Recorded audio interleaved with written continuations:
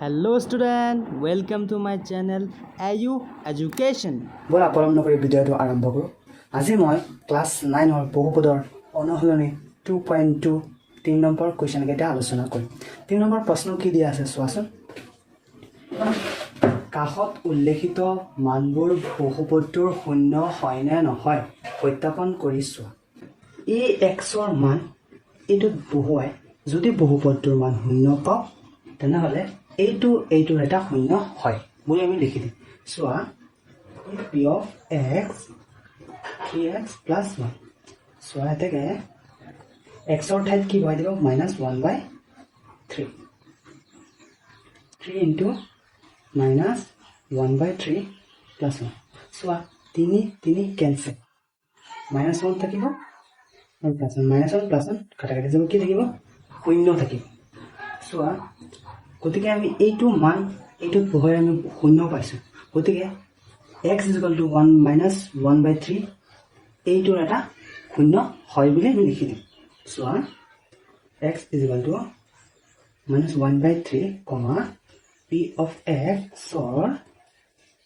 p of x 3x plus 1 ৰ শূন্য হয় বুজিলা শূন্য হয়। ইয়াৰ পাছৰ প্ৰশ্নটো চোৱা p of x = 5x - 5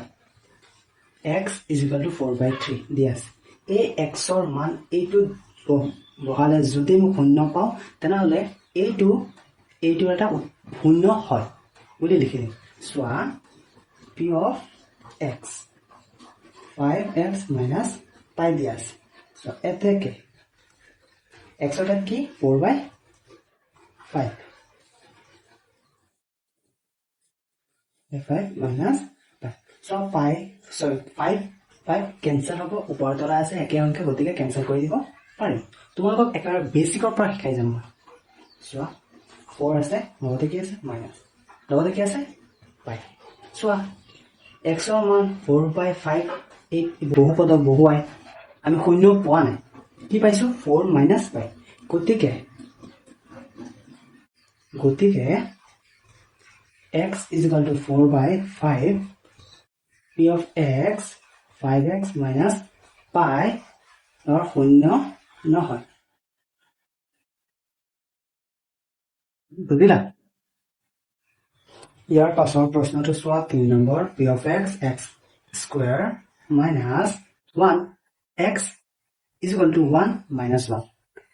এবাৰ x = 1 বহুৱাই যদি শূন্য পাওঁ তেনে শূন্য বুলি লিখি দিম যদি -1 বহুৱাই শূন্য পাম তেনেহ'লে শূন্য বুলি লিখি দিম। চোৱা ডাইৰেক্ট লিখি দিওঁ চোৱা 1 বহুৱাইছো +1 বহালে x = এবাৰ 1 বহাইছো x ৰ ঠাইত 1 বহাই দিওঁ x ৰ ঠাইত 1 বহাইছো ওপৰত কি আছে স্কোৱাৰ লগতে -1 1 স্কোৱাৰ কিমান হয় 1 মাইনাস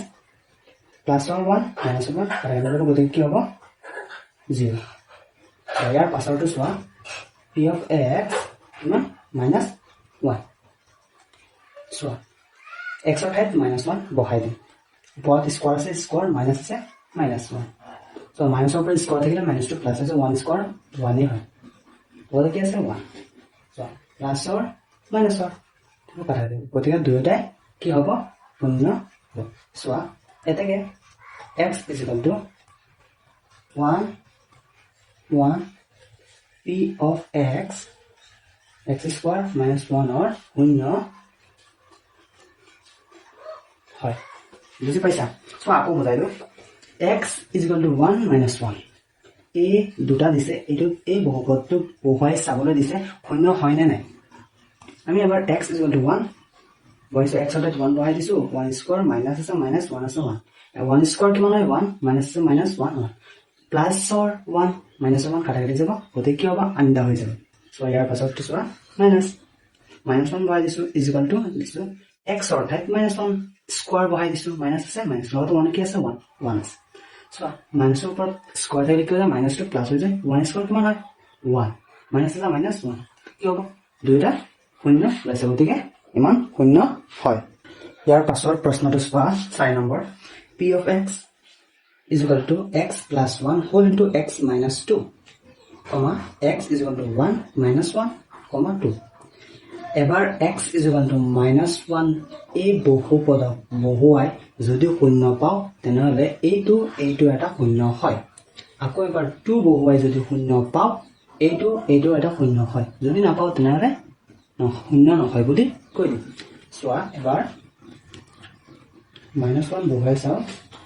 x ৰ ঠাইত কি লৈছো minus 1 x ৰ ঠাইত কি বহাম minus 1 লগতে কি আছে প্লাস লগতে কি আছে 1 হোল ইনটু x ৰ ঠাইত কি বহাম minus 1 sorry minus 1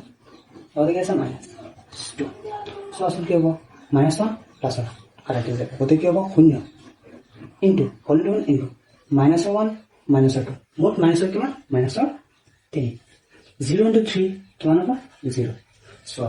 আকৌ এবাৰ 2 0 into 3 2 তেতিয়া চোৱা এবাৰ 1 লৈছো এতিয়া 2 লৈ চাও হয় না নাই দুইটা শূন্য হয় না নাই x ৰ কি ভাল 2 plus 1 whole to 2 plus 2 minus 2 তেতিয়া চোৱা 2 plus 1 কিমান 3 into 2 ৰ পৰা দিলে শূন্য শূন্য হয় না নাই 3 into 0 কিমান 0 গতিকে কি লিখিবা x is equal to 1 to x plus 1 x minus 1 বহুপদটোৰ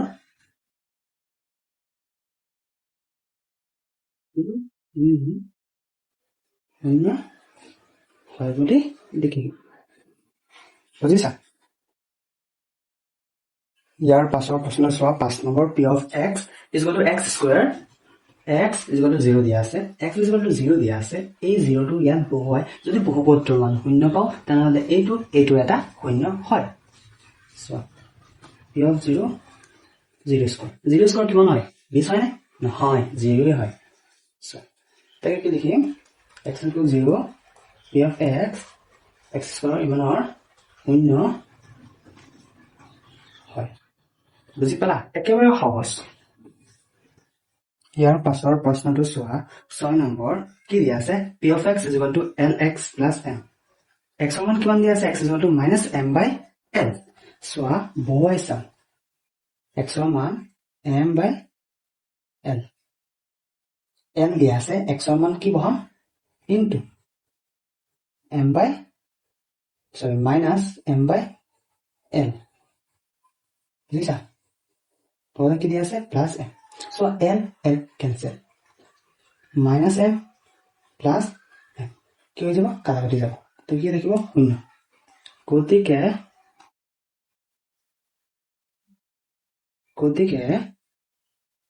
x is equal to minus m by l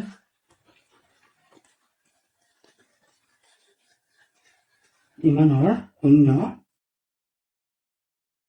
হয় বুজিলা তো x শূন্য হয় ইয়াৰ পাছৰ প্ৰশ্নটো চোৱা 7 নম্বৰ কি দিয়া আছে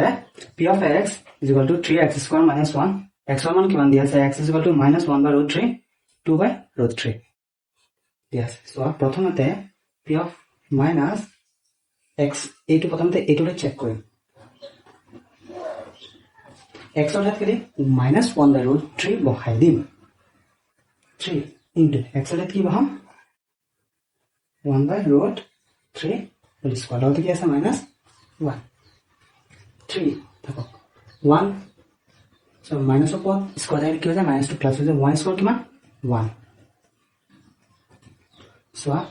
square rotor ওপৰত যদি square থাকে rotor ওপৰটো কি হৈ যায় cancel হৈ যায় কি থাকিব 3 দিনে cancel 1 minus 1 কি হ'ব minus plus 1 minus 1 কাটা উলি যাব গতিকে শূন্য হ'ব again আকৌ so p of 2 by 3 into এতিয়া x ৰ ঠাইত 2 by root 3 বহাই দিম 2 by root 3 minus 1 so 3 দুৰ ওপৰত স্কয়াৰ থাকিলে so দুৰ ওপৰত স্কয়াৰ গতিকে কি হৈ যাব 4 so root over ওপৰত স্কয়াৰ থাকিলে কি হৈ যায় root over কেনসেল হৈ যায় কি থাকিব 3 minus 1 3 3 কেনসেল 4 মাইনাস 1 কিমান থাকিব 3 সো যদি যেতিয়া x is equal to minus 1 by root 3 ধৰি এটো বহাইছো তেতিয়া শূন্য ওলাইছে কিন্তু 2 by root 3 যেতিয়া বহাইছো শূন্য ওলোৱা নাই কি শূন্য ওলোৱা নাই সো শূন্য ওলোৱা নাই গতিকে কি কেনেকৈ লিখিম গতিকে x is equal to minus 1 by root 3 p of x 3 x square 1 or শূন্য হয় কিন্তু 2 by root 3 নহয় বুজি পাইছা ইয়াৰ পাছৰ প্ৰশ্নটো চোৱা 8 number p of x is equal to 2x plus 1 x is equal to 1 by 2 1 by 2 8 বহুপদৰ বহুৱাই যদি শূন্য পাও তেনেহলে এইটো এটা শূন্য হয় বুলি লিখি দিম একেবাৰে সহজ চোৱা 2 আছে 2 x এর কি পাম 1 by 2 1 কি হ'ব 1 plus 1 so 1 plus 1 কি হয় 2 কোদিকে কি লিখিবা x is equal to 1 by 2